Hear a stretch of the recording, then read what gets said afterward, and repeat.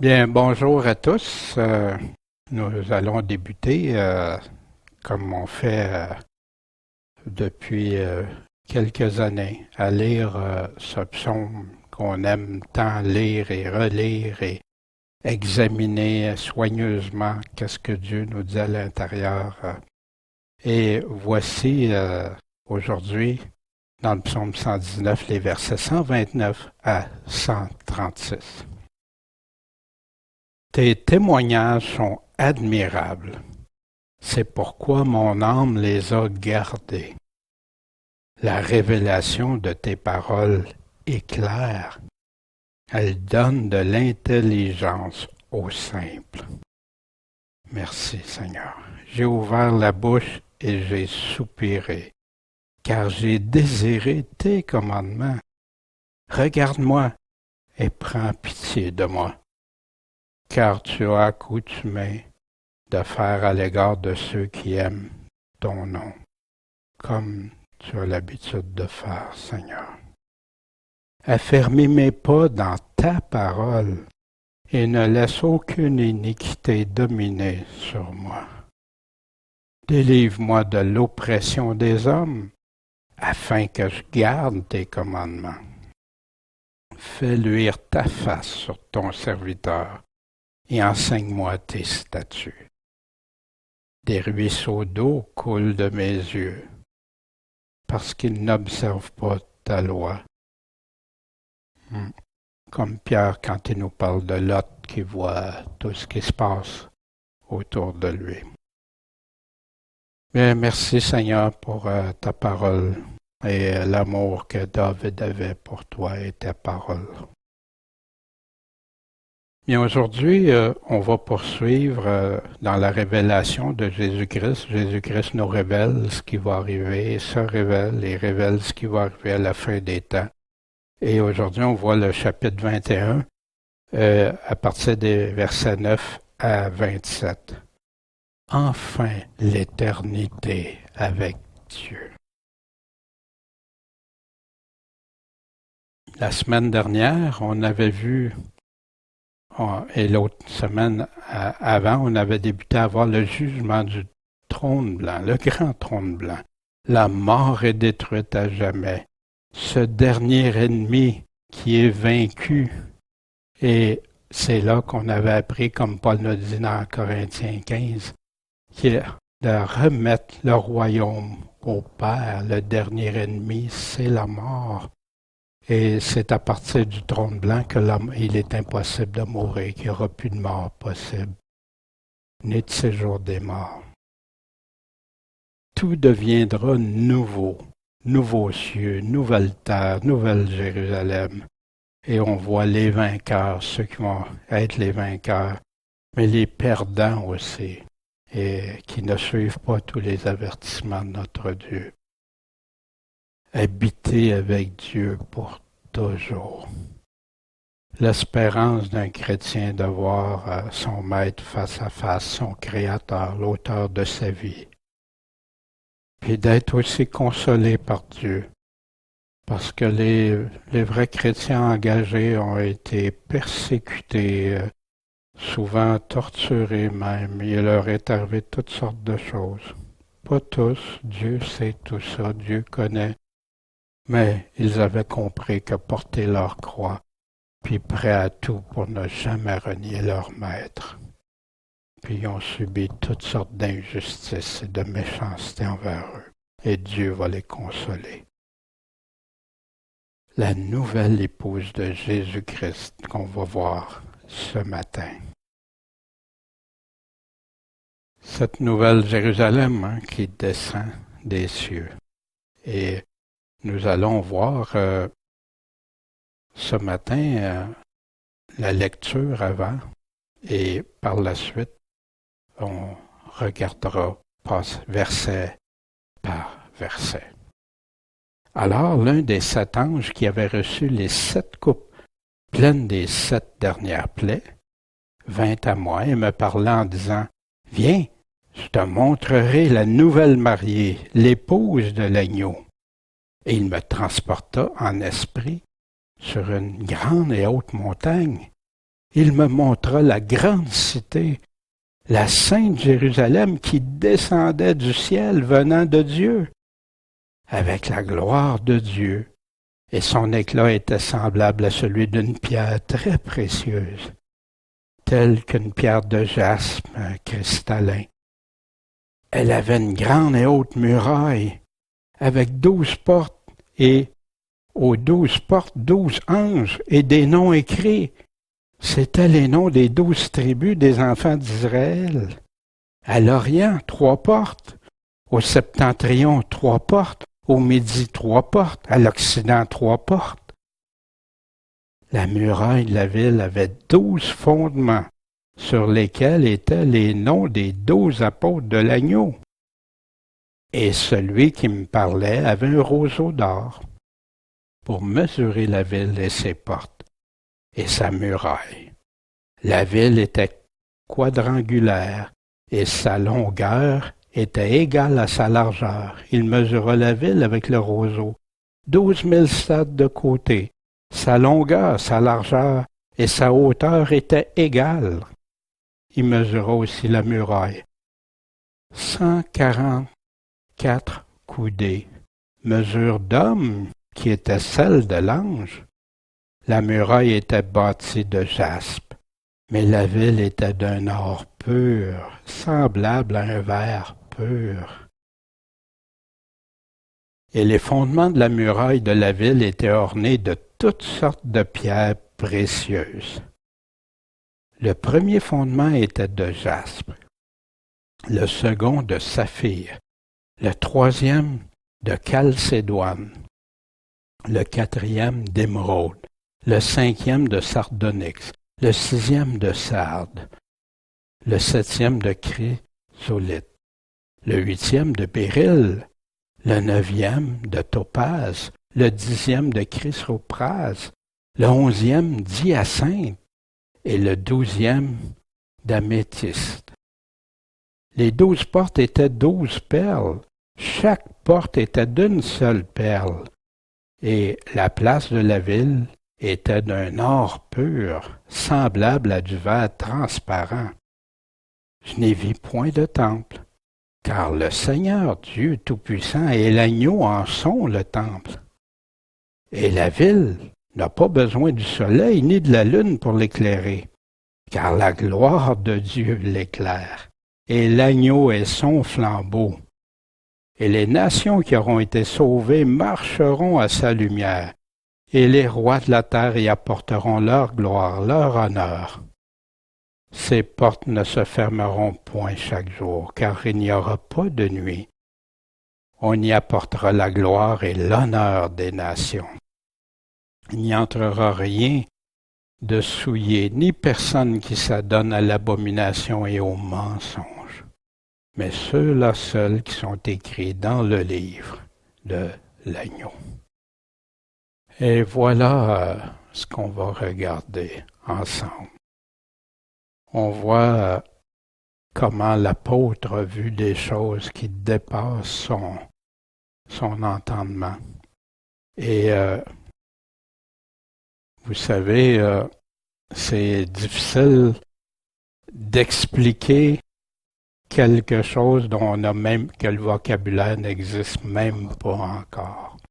Mais on sait une chose, c'est que Jean a vu des choses qui dépassent autant son vocabulaire que la compréhension aussi initiale. Qu'est-ce que je suis en train de voir là?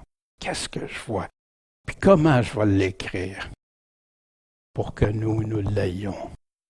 Et tous les enfants de Dieu depuis près de 2000 ans.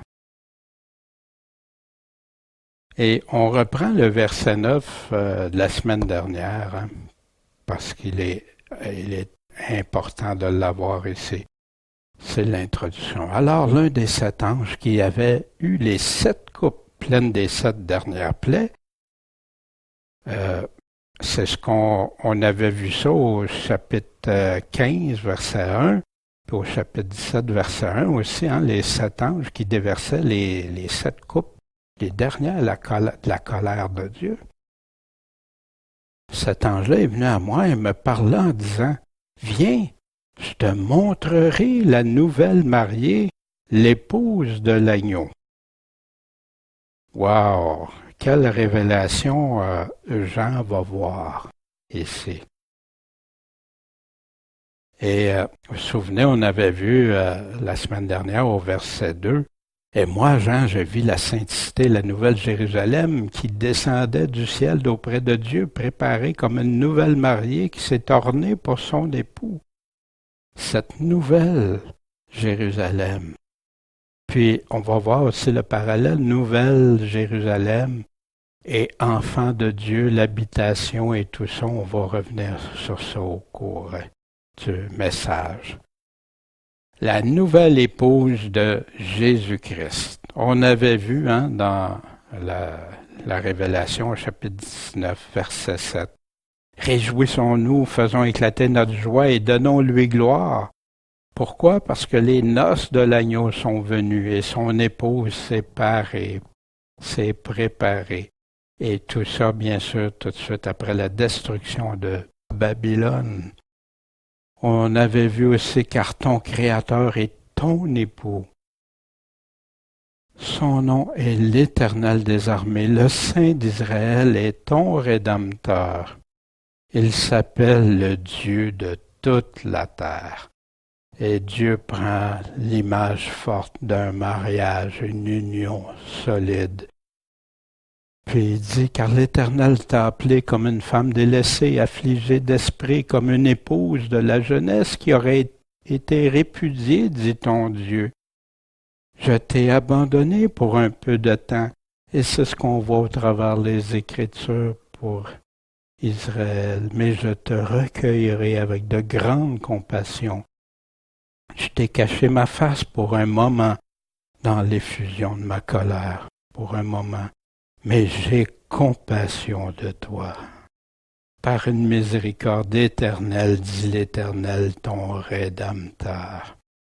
Et Dieu est un Dieu plein de miséricorde, et malgré que parfois on s'est éloigné de lui, Dieu, un Dieu de compassion, mais il veut qu'on revienne à lui, qu'on lui soit fidèle, et c'est ce qui va arriver aussi avec un reste d'Israël.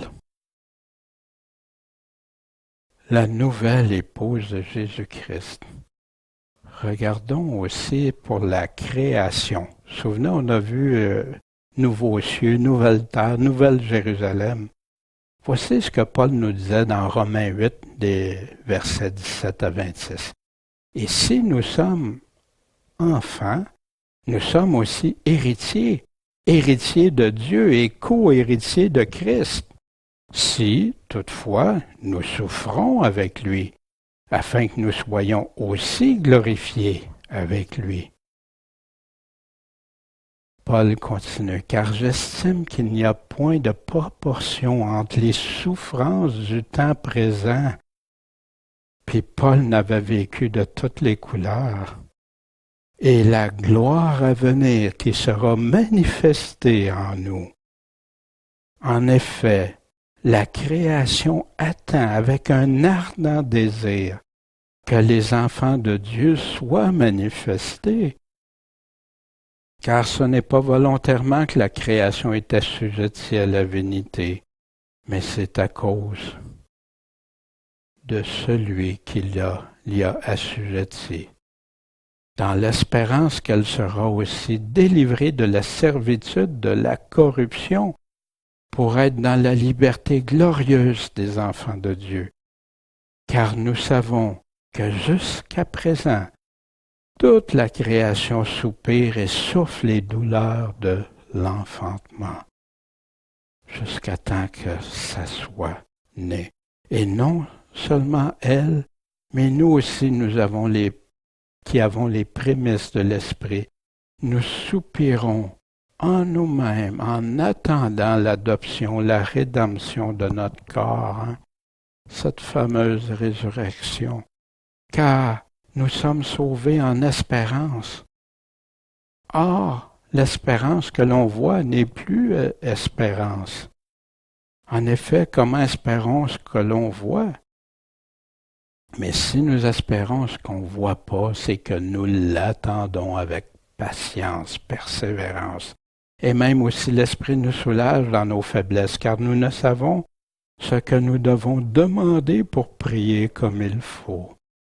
Mais l'Esprit lui-même intercède pour nous par des soupirs qui ne se peuvent exprimer. Paul a été dans cet état si souvent. Toutefois, celui qui sonde les cœurs connaît quelle est l'affection de l'Esprit, qui prie selon Dieu pour les saints. Or, nous savons aussi que toute chose concourt au bien de ceux qui aiment Dieu, de ceux qui sont appelés selon son plan, son dessein. Et c'est si important. Paul ici encourage en attendant la nouveauté, et où on sera en espérance, notre espérance.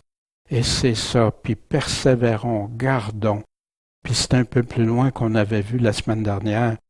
Qui pourrait nous séparer de l'amour de Christ? Hein? Puis il nous avait donné tous les détails. Et moi, y aurait-il quelque chose qui pourrait m'empêcher d'aimer Dieu de tout mon cœur, mes forces, mes pensées? Oh, Dieu nous aime. Dieu veut nous aider. Malgré tout ce que, si nous souffrons avec lui, Dieu nous accompagne. Dieu ne nous laissera pas. Puis en attendant cette nouvelle Jérusalem, et c'est ensemble, c'est un cheminement, et qui va avoir son apogée avec cette nouvelle Jérusalem. Et voici au verset 10. Et il me transporta en esprit sur une grande et haute montagne. On avait vu ça en esprit, il en parle à quelques reprises, hein, la peau de Jean qui a été amenée en esprit et tout ça. Mais ici, il l'a emmené où? Sur une grande et haute montagne. Mais sur quelle grande et haute montagne? Sur cette nouvelle terre, bien sûr. Et il me montra la grande cité, puis la sainte Jérusalem qui descendait du ciel venant de Dieu. Il la voyait descendre, il était situé regardant ce qui arrivait de Dieu, cette sainte Jérusalem, cette grande cité. Puis on va voir pourquoi elle est appelée grande cité aussi, avec la gloire de Dieu. Imaginez la gloire du Créateur. Quand on regarde l'univers, on découvre tellement de merveilleuses choses. Mais ça, c'est la création, c'est les créatures. Le Créateur est de beaucoup plus grand que qu'est-ce qu'il a créé, bien sûr. Son éclat qui était semblable, hein? Voici Jean qui dit « Wow », il essaie d'exprimer semblable à celui d'une pierre très précieuse. Il spécifie très précieuse. Pourquoi? Parce que c'est magnifique, c'est beau. Tel qu'une pierre de jaspe cristallin, hein? Comme la transparence. Vous vous souvenez, ravi en esprit, transporté en esprit, ça nous rappelle Paul. Paul qui a vu ce royaume, que Dieu l'a béni avec des révélations. Voici Paul ce qu'il dit aux Corinthiens qui avaient d'autres enseignants qui venaient comme mettre comme Paul en deuxième plan ou faire douter de Paul ou tout ça. Puis Paul défend son ministère avec les Corinthiens. Puis ici, au chapitre 12, 2 Corinthiens 12, il dit « Certainement, il ne convient pas de me glorifier, car j'en viendrai à des visions et des révélations du Seigneur. Je connais un homme en Christ, on va voir qu'il parle de lui-même, qui, il y a plus de 14 ans, fut ravi jusqu'au 3e ciel. » Si ce fut dans le corps, je ne le sais pas. Si ce fut en dehors du corps, je ne le sais pas, mais Dieu le sait.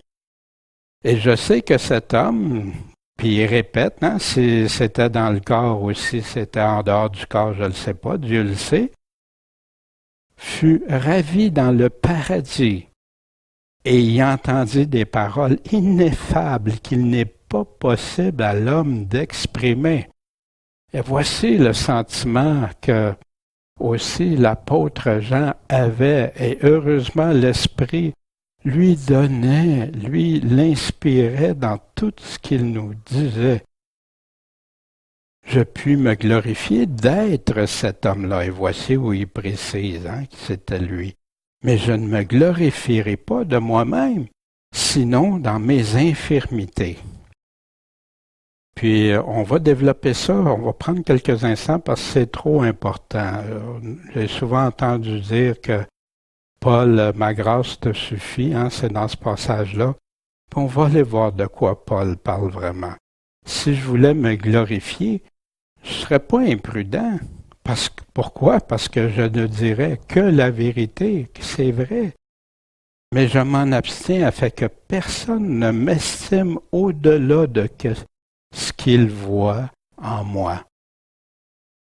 Mais Paul avait cette humilité-là, malgré tout ce qu'il avait vu. Mais Paul, son humilité, ne le poussait pas à se taire, à dire, à faire... Non, il disait, mais il n'a pas développé au-delà, mais il a dit ce qu'il en était. Que ce soit qu'il voit en moi ou ce qu'il entend dire, ce qu'il m'entend dire. Et de peur que je m'élève trop à cause de l'excellence de mes révélations, il m'a été mis dans la chair une écharde, un ange de Satan, comme on voit dans Job aussi, pour me souffleter, afin que je ne m'élève pas. Gardez Paul humble. 3 fois j'ai prié le Seigneur de m'en délivrer, mais il m'a dit, « Ma grâce te suffit. » Pourquoi? Parce que ma force s'accomplit dans la faiblesse. Juste un Dieu merveilleux, puis il aime aussi se servir. Quand on est au plus faible, c'est lui qui peut intervenir vraiment et faire les choses. Je me glorifierai donc plus volontiers dans mes infirmités afin que la force de Christ habite en moi. Et voici, parfois on entend mes infirmités, puis les gens changent ça pour mes péchés, ou mes choses que je veux pas changer, ou pas repentir. Non, mes infirmités, afin que la force de Christ habite en moi. C'est pourquoi je me complais dans les infirmités. De quelle infirmité qu'il parle? Et ça, c'est très important.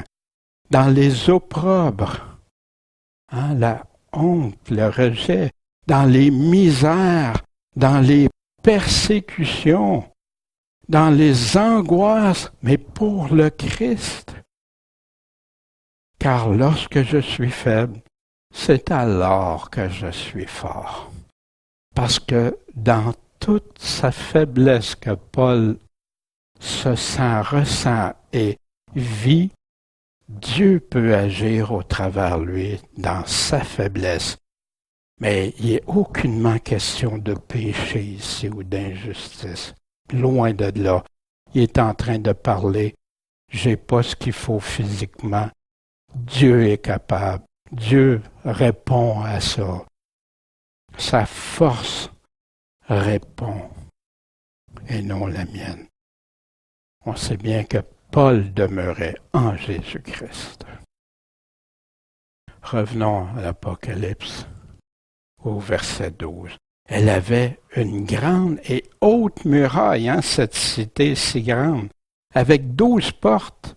Puis aux 12 portes, il y avait 12 anges, 12 messagers et des noms écrits. Et quels étaient ces noms qui étaient écrits sur ces portes-là? C'étaient les noms des 12 tribus des enfants d'Israël. Ça revient fréquemment dans la Révélation, les 12 tribus. Dieu n'a pas oublié son peuple. Comme il y en a qui croient que tout est résolu, certaines religions ou dites chrétiennes rejettent tout ce que les Juifs sont, mais Dieu n'a pas fini avec son peuple. On se souvient aussi le nom des 12 tribus, il y avait ça sur le pectoral du jugement, hein, ce que les prêtres, les sacrificateurs portaient. Et Dieu avait dit qu'il était pour le faire en or, de pourpre, d'écarlate, de cramoisi et de fin lin. Puis il va être carré et double. Sa longueur sera d'un empan, hein, sa largeur d'un empan. Tu le garniras d'une garniture de pierreries avec les 4 rangs. Fait que là, il donne la sardoine, topaze, émeraude, escarbouche, saphir, chaldénoine, agate, améthyste, chrysolite, onyx et jaspe. Ces pierres seront enchâssées dans de l'or, dans leur garniture. Et les pierres sont quoi, représentent quoi? Sont selon les noms des enfants d'Israël. Ils seront au nombre de 12 d'après leur nom. Elles seront pour les 12 tribus, chacune d'après son nom. Puis on voit ça dans l'Ancien Testament déjà, hein, pour le temple, le tabernacle, hein, et tout ça. Tout allait en image, en plus petite image et en s'en allant à la fin vers le vrai, celui du ciel. Au verset 13 de cette grande cité, à l'Orient, hein, l'Orient à l'est, 3 portes, au nord, 3 portes, au sud, 3 portes, à l'Occident, 3 portes. Donc, à chaque, hein, c'était quoi? Quadrangulaire, 4 côtés, 3 portes dans chacune des directions. La muraille de la ville avait 12 fondements. Cette muraille-là était appuyée sur 12 fondements sur lesquels étaient les noms des 12 apôtres de l'agneau. Qui sont ces 12 apôtres de l'agneau? Bien sûr, ça nous rappelle le fondement des apôtres que Jésus a choisi. Puis dans Éphésiens, justement, ces apôtres auxquels Jésus a dit l'Esprit Saint vous rappellera tout ce que je vous ai donné et vous conduira dans toute la vérité et vous révélera les choses à venir. Car par lui, nous avons les uns les autres accès auprès du Père dans un même esprit. Amen. Merci Jésus. Ainsi, vous n'êtes plus ni des étrangers, ni des gens de dehors. Mais on est étrangers sur cette terre, mais pas étrangers avec Dieu. Mais concitoyens des saints et de la maison de Dieu.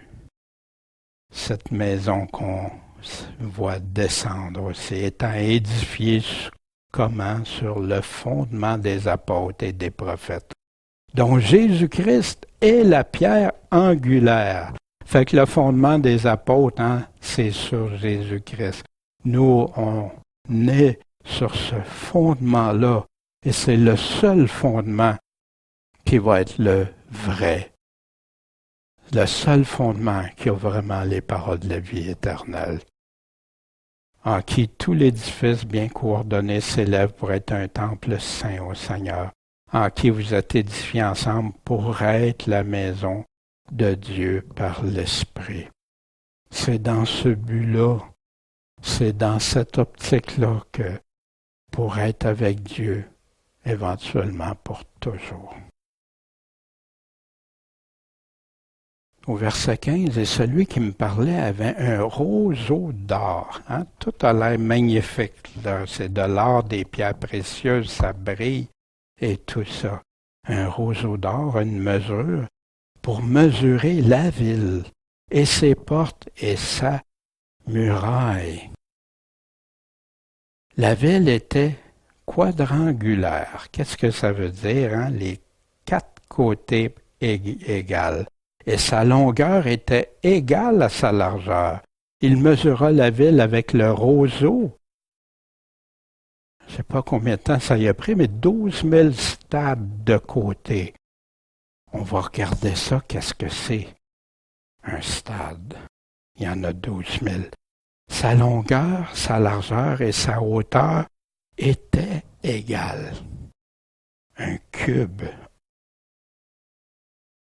un cube, une forme de cube, puis quelque chose de fait selon la création de Dieu. On se souvient, hein, il va y avoir une nouvelle création, nouveaux cieux, nouvelle terre, puis cette nouvelle Jérusalem que Dieu a préparée. Un cube magnifique, glorieux. Et cette nouvelle Jérusalem qui va descendre, qu'on va voir les portes de chaque côté. Le fondement, c'est 12 pierres précieuses, hein, avec le nom des tribus, les portes, le nom des apôtres. C'est extraordinaire ce que Jean a vu, puis je peux m'imaginer toutes sortes de choses, mais je sais que ça va au-delà de ce que je peux imaginer ou penser. Mais savez-vous quoi? Un jour, on va le voir comme Jean, mais pour l'éternité. La mesure d'un stade, ça équivaut à un espace ou une distance d'environ 185 mètres. Hein, si on multiplie ça par 3 environ, qui fait qu'un stade multiplié par 12 000, ça nous donne 2,2 km, ou en mètres, hein, 2 220 000 mètres, ou 2,22 km, ou en 1332 000. Fait que si on prend la largeur de côté, de hauteur, multipliée, ça donne 2220 km carrés multipliés par cette largeur côté hauteur. Ce qui nous donne, en chiffres, je vais vous faire grâce de nommer les chiffres, mais c'est des milliards de kilomètres cubes. Milliards de kilomètres cubes. C'est immense, immense. En comparaison, si on regarde l'Union européenne, qui représente en surface seulement 4493 et 712 km. La Nouvelle-Jérusalem aura 4928 et 400 km carrés. Mais n'oubliez pas sa hauteur. Le Canada, par exemple, en a 9 984 000 km à peu près. Mais pour une ville, c'est pas pour un continent, c'est pas pour un pays, c'est pour une ville, plus la hauteur. Puis n'oubliez pas, cette nouvelle Jérusalem-là s'en vient où? S'en vient sur la terre, cette nouvelle terre où Jean est sur une autre montagne. Ça va être grandiose, ça va être assez extraordinaire. Ensuite, au verset 17, il a mesuré aussi la muraille, 144 coudées. 144 coudées, hein, à partir du bout du coude. Il y en a qui vont, normalement, c'est entre 18 et 20 pouces comme mesure. On dit mesure d'homme, hein, qui était celle de l'ange. Fait comme l'homme. La muraille était bâtie de jaspe, mais la ville était d'un or pur, semblable à un verre pur. Les fondements de la muraille de la ville étaient ornés de toutes sortes de pierres précieuses. Il revient avec ça. C'est quelque chose de précieux.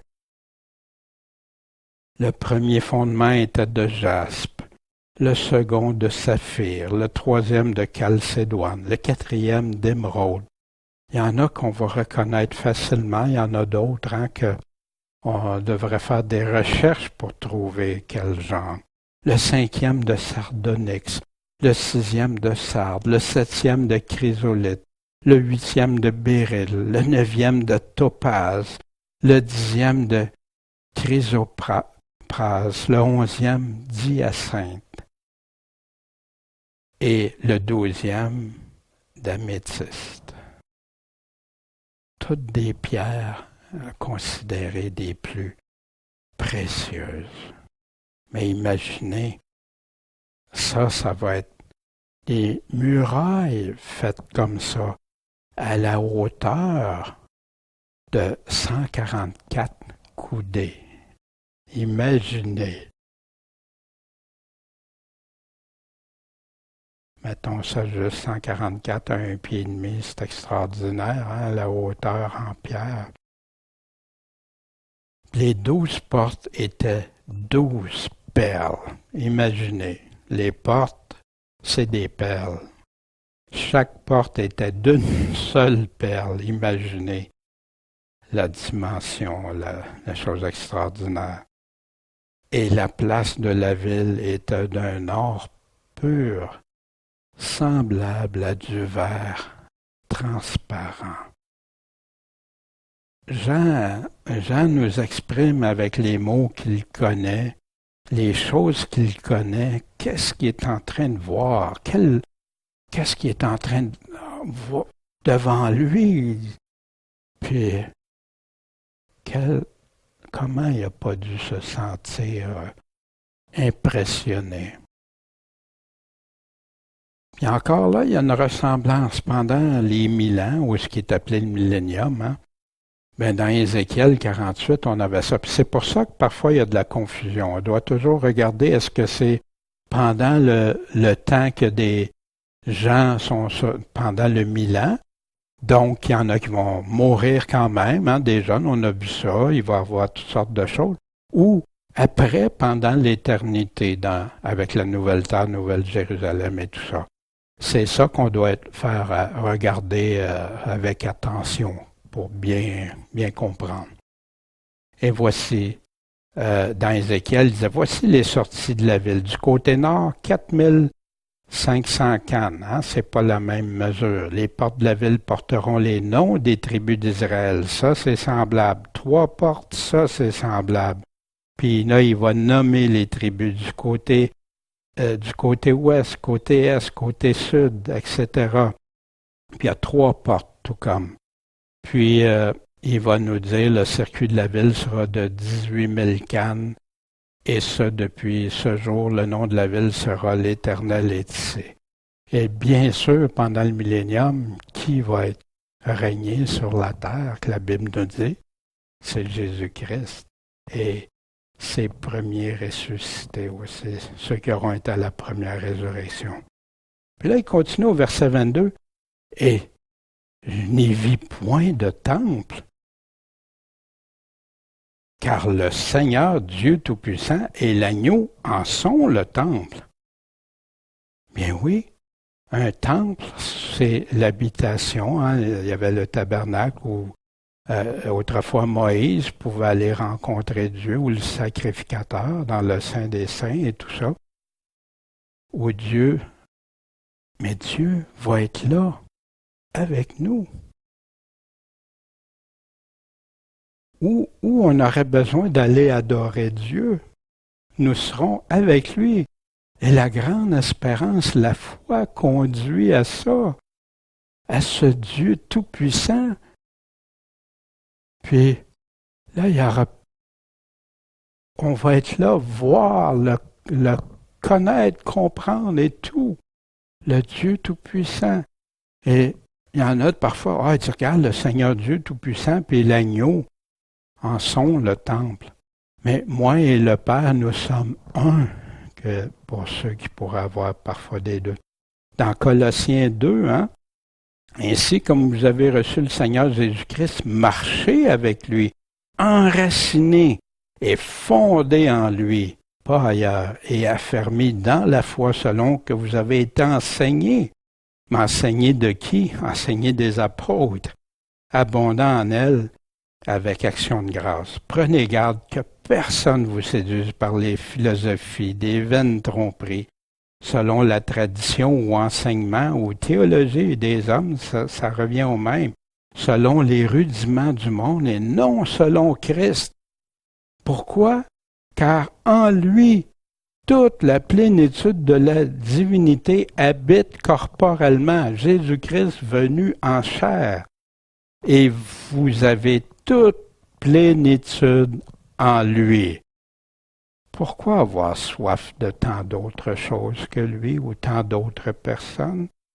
Pour dire ce que Dieu dit lui-même, que le Seigneur dit, celui-ci est mon Fils bien-aimé, écoutez-le, qui est le chef de toute principauté et puissance.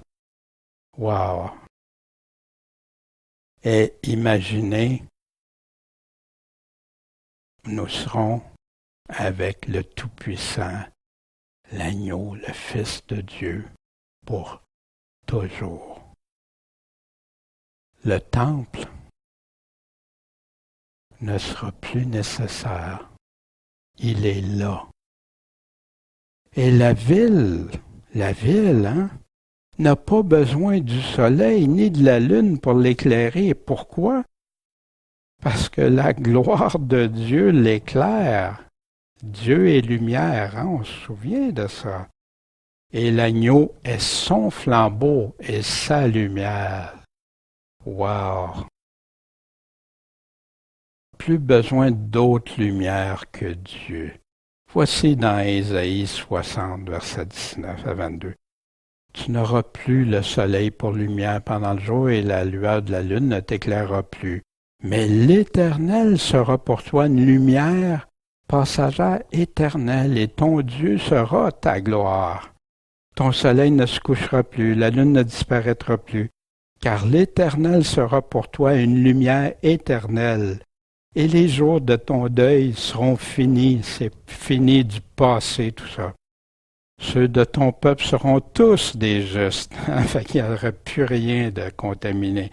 Ils posséderont le pays à perpétuité, fait que ça va bien au-delà du millénium. Rejetons que j'aurai planté ouvrage de mes mains pour me glorifier.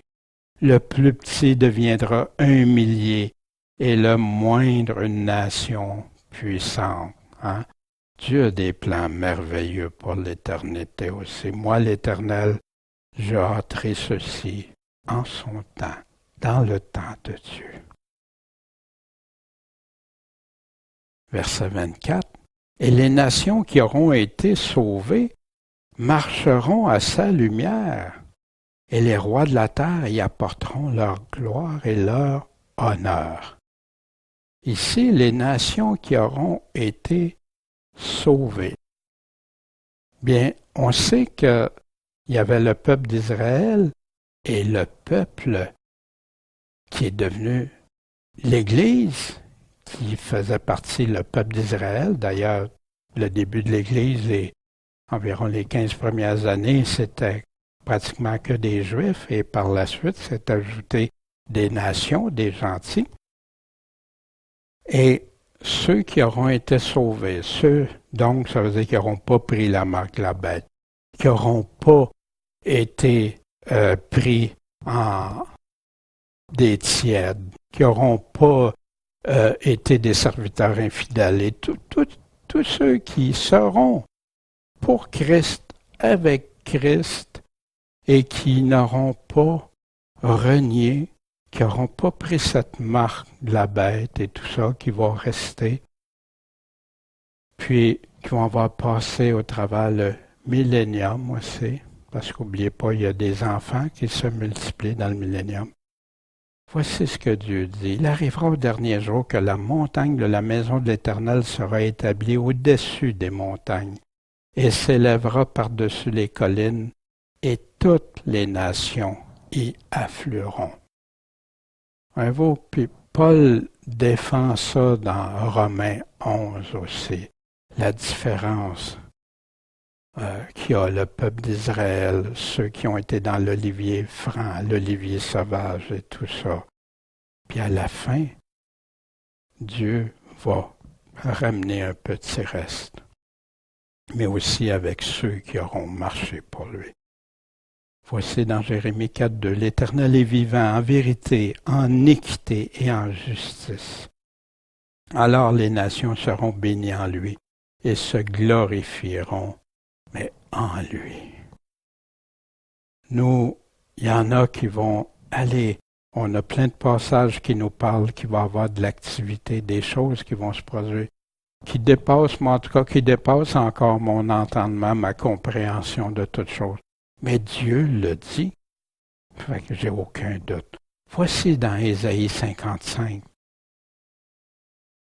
Ô vous tous qui êtes altérés, qui avez soif, venez aux eaux. Et vous qui n'avez pas d'argent, venez acheter et manger. T'as rien, mais viens, achète. Venez acheter sans argent et sans aucun prix du vin et du lait.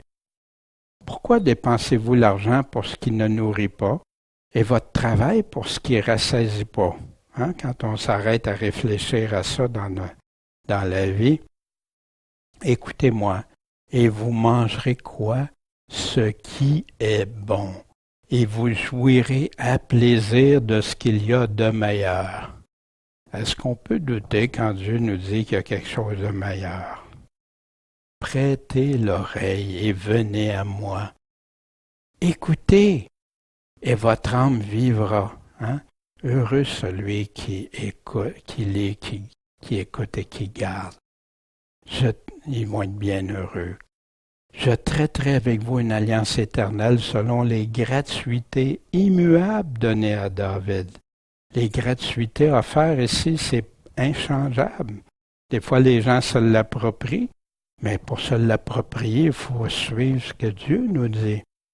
Voici, je l'ai établi comme témoin auprès des peuples, comme chef et législateur des peuples. Qui est-il, Voici, tu appelleras la nation que tu ne connais pas et les nations qui ne te connaissent pas accourront vers toi.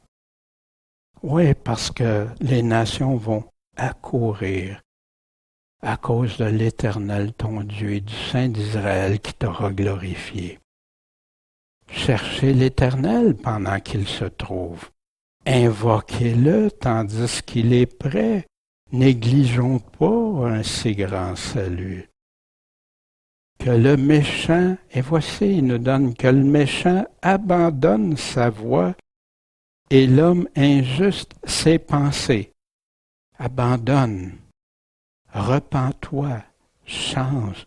L'homme injuste ses pensées. Vous souvenez-vous, Jésus disait même en pensée, on peut être adultère. Et qu'il retourne à l'Éternel, qui aura pitié de lui. Et à notre Dieu, pourquoi? Car il pardonne abondamment. Wow! C'est des bénédictions que Dieu m'a pardonnées. M'a pardonné mes péchés, mes mauvaises voies, mes pensées injustes et tout. Puis merci Seigneur. Mais aussi je sais qu'on ne peut pas se moquer de Dieu, puis qu'on doit lui rester fidèle. Puis qu'il peut nous aider en toutes choses, de demeurer en lui. Mais les nations vont accourir, Dieu le dit. Aucun doute sur ça. Verset 25. Ces portes ne se fermeront pas chaque jour, car il n'y aura pas de nuit. Et ce qui nous amène à dire, il y a une grande cité, il y a une muraille, des portes. C'est-tu parce qu'il n'y aura pas de sécurité? Non, ça va être la pleine sécurité. Mais cette image nous amène aussi à dire, wow, la sécurité immuable avec Dieu. Puis, imaginez, est-ce qu'on peut faire ça aujourd'hui? Seulement un commerce qui ne fermerait pas ses portes la nuit. Impossible, aujourd'hui. Il ne resterait plus grand-chose le lendemain matin. Mais avec Dieu, c'est la sécurité totale pour l'éternité. Et voici dans Ésaïe 60, qui est pour la fin. Et les nations marcheront à ta lumière, et les rois à la clarté de tes rayons. Au verset 11, tes portes aussi seront continuellement ouvertes. Elles ne seront fermées ni jour ni nuit, afin que les forces des nations te soient amenées et que leur roi y soit conduit. Puis Puis oui, ils vont amener à Jérusalem, cette nouvelle Jérusalem-là, les richesses, les choses. Et quant à ton peuple, ils seront tous justes. Ils posséderont éternellement la terre. Savoir le germe de mes plantes, l'œuvre de mes mains, pour y être glorifié, en ce qu'on avait vu, passage tantôt. Fait qu'ici, les nations vont monter. Moi, je fais partie des nations, je fais partie de ceux qui sont... je suis pas israélite, je suis pas juif, mais je sais que Dieu, dans sa bonté, a ouvert à tous ceux qui veulent croire en lui, puis a des richesses, des bontés pour chacun. On y apportera la gloire et l'honneur des nations. Qu'est-ce que c'est la gloire puis l'honneur des nations? Ce qu'ils auront de plus glorieux, de plus précieux, ils vont l'apporter à Nouvelle-Jérusalem. Voici dans Psaume 22, 28. Tous les bouts de la terre s'en souviendront et reviendront à l'Éternel. Toutes les familles des nations se prosterneront devant ta face. Wow! J'ai tellement hâte à ces jours glorieux que Dieu, le Dieu juste, le Dieu saint, celui qu'on peut faire confiance à 100%, celui qui va être l'équité même, la justice même. Pas comme il y a des hommes qui font de nos jours.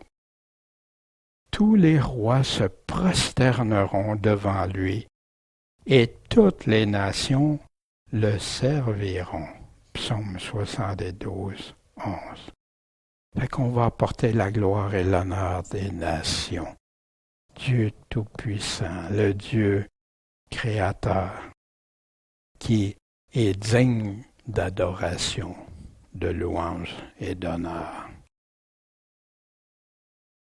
Puis au verset 27, il nous dit, « Mais il entrera à rien de souillé, à rien qui est contaminé. » On se souvient, on va en voir quelques passages qui nous parlent de ça, justement, dans l'Apocalypse.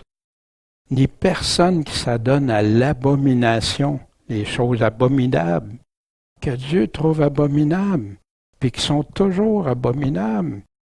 Puis au mensonge, c'est un Dieu qui cherche des adorateurs en esprit et en vérité.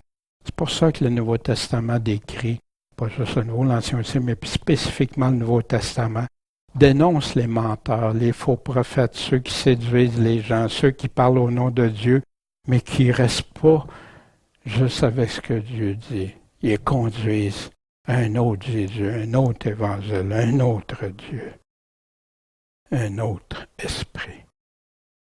Pas de mensonges, mais ceux-là seuls qui sont écrits dans le livre de vie de l'agneau. On se souvient, on avait examiné ça, le livre de vie de l'agneau. Moi, on m'avait enseigné qu'un coup qui est écrit, c'est impossible de l'enlever. On avait vu que Dieu, puis on va le revoir au chapitre 22, que Dieu lui-même va effacer des noms. Puis comme il avait dit dans Deutéronome, et comme il répète dans la fin de la Révélation. Je me souviens pour rien de souiller, au chapitre 3, quand Jésus parle à l'église de Sardes. Puis il dit à Sardes, « T'as quelque peu de personnes qui n'ont pas souillé leurs vêtements. » Imaginez une église, il y en a juste un petit nombre qui n'ont pas souillé leurs vêtements. Puis eux autres, les vainqueurs, qui vont marcher avec moi en vêtements blancs, car ils en sont dignes. Puis les vêtements souillés, hein? Abomination, mensonge, péché.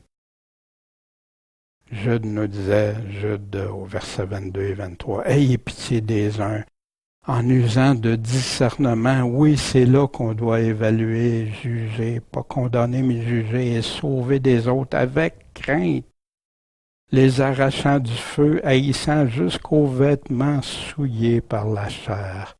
Quel avertissement! Qui écoute ça? Qui le voit aujourd'hui? Et tout ça dans cette nouvelle Jérusalem-là aussi. Et on se souvient au verset 3 de la semaine dernière, et j'ai entendu une grande voix du ciel qui disait, voici le tabernacle de Dieu avec les hommes, l'habitation de Dieu avec les hommes. Il habitera avec eux. Ils seront son peuple et Dieu sera lui-même avec eux. Il sera leur Dieu. Voulez-vous en faire partie? Oui, on veut en faire partie.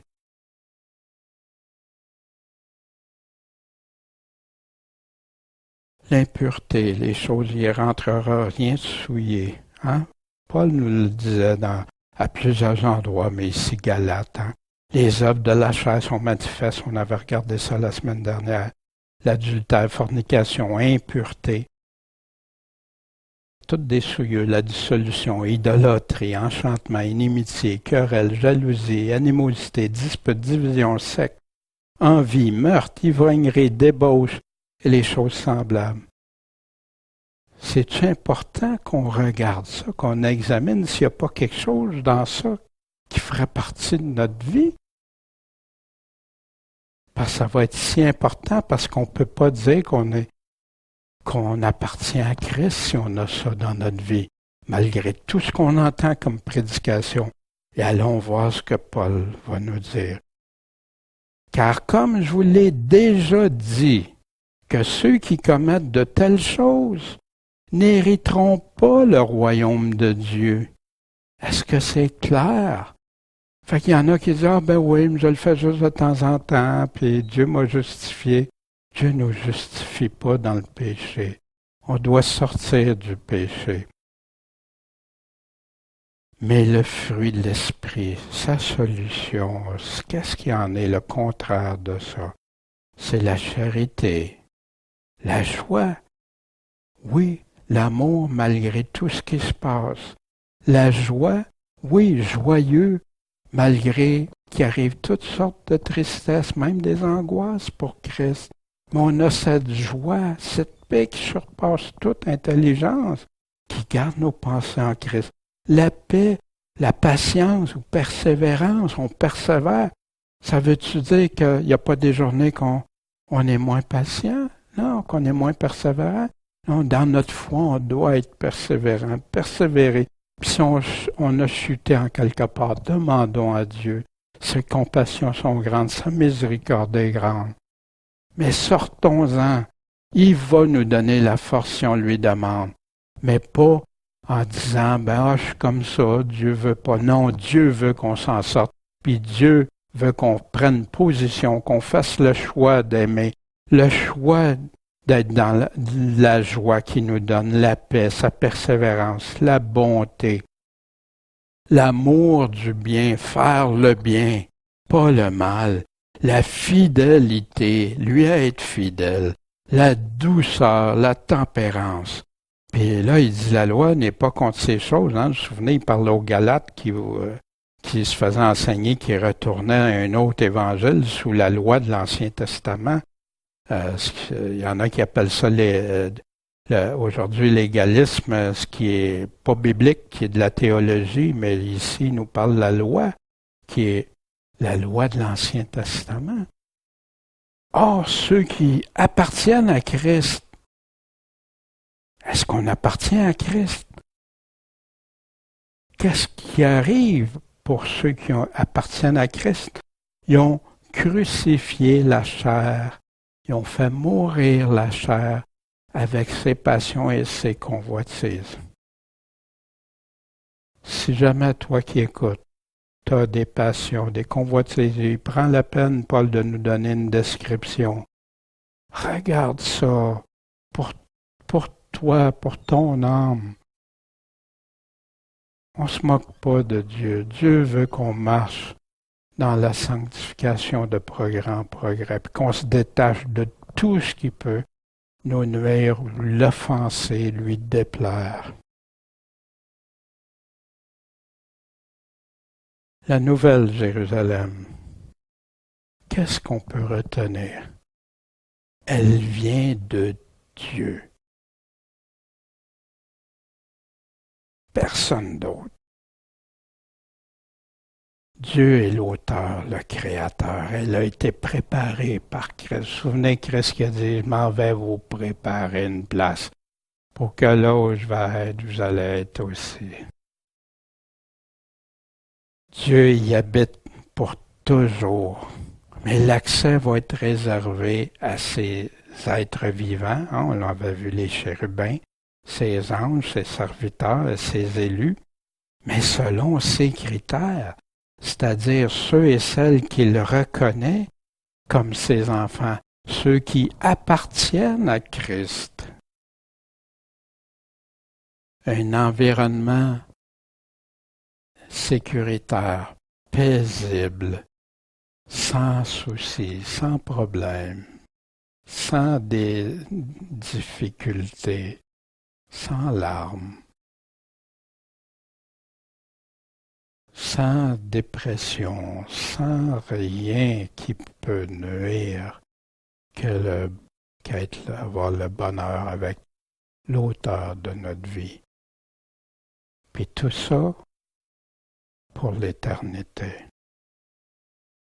Cette nouvelle Jérusalem qui est appelée l'épouse.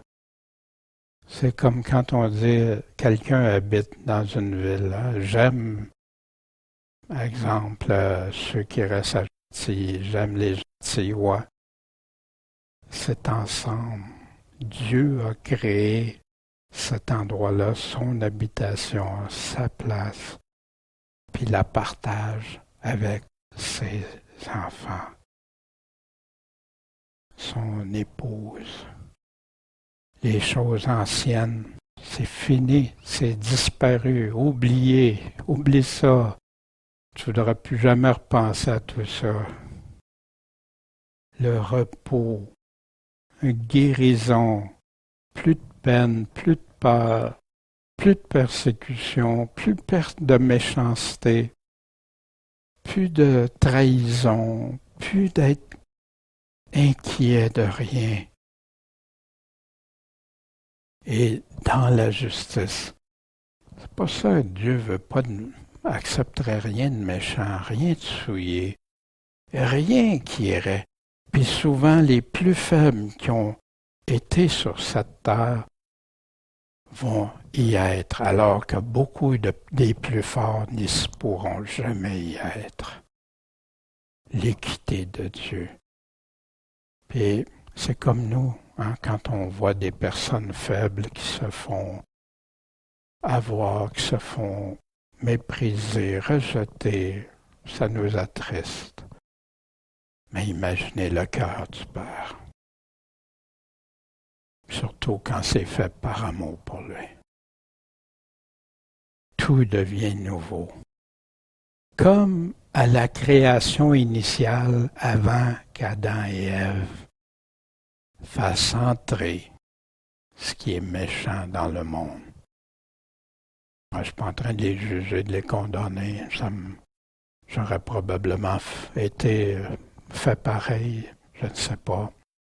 J'espère que non, mais c'est plausible. Mais, comme à l'Éden, puis on va voir ça dans le chapitre 22, comme à l'Éden, ça ne sera pas exactement la même chose, mais ça va être semblable. Ça va y ressembler. Le plan initial de Dieu, que c'était pour que l'homme y habite, puis parler avec Dieu, être avec Dieu, et dans des choses merveilleuses. Il aura pu travailler à la sueur de son front ou enfanter dans la douleur, des choses comme ça. Pour toujours. C'est le royaume des cieux promis. Ce royaume qui vient des cieux, qui va être sur cette nouvelle terre, nous au ciel.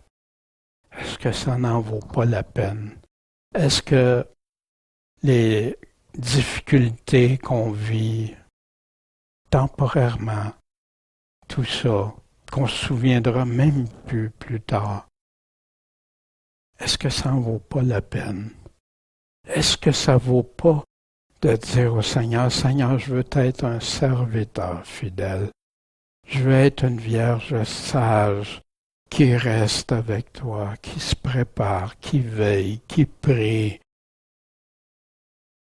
Seigneur, je veux pas être un tiède. Seigneur, je veux pas être un serviteur infidèle.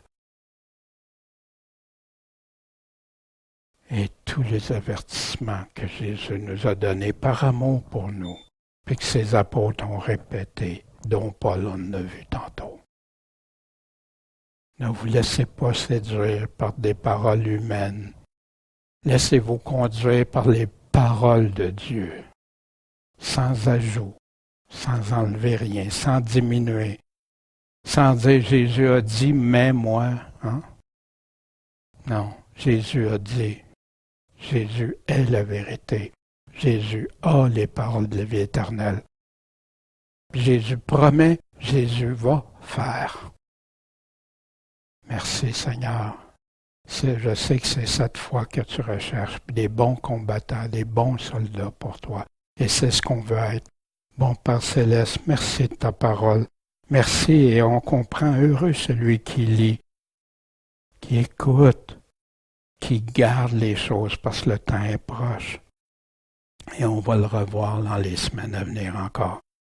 Seigneur, aide-nous, guide-nous, fortifie-nous, puis qu'on te soit fidèle en tout temps, Seigneur.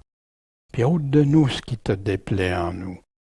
Fais-nous haïr ce que tu es, le péché, l'injustice, et amène-nous au royaume, à ton royaume et à ta justice. En ton saint nom de Jésus-Christ, le patron, le maître, le chef et le sauveur. Amen.